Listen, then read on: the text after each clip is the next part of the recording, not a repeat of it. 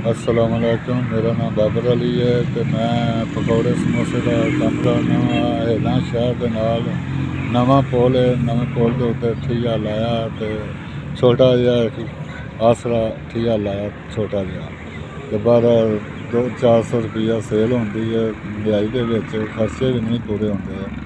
निक्के निक्के बच्चे ने मकान किराए पे हर शह मुल भी है।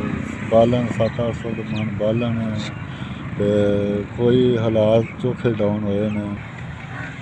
महंगाई इन्नी को हो गई है, कभी आलू कोई नहीं, बेसन कोई नहीं, मैदा कोई नहीं, बालन को भी कोई नहीं।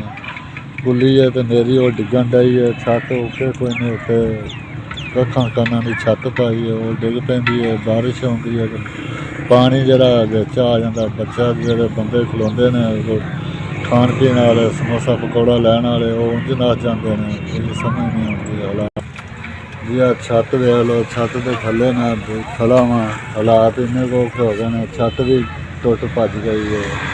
10 दुकानों की छत 400-500 ना कुछ नहीं बनता। इन्नी तो महंगाई हो गई है, कुछ समझ नहीं आती। अस्सलाम वालेकुम भाई जी, बहुत बहुत मेहरबानी। माड़े बंदे का तुम मदद की है।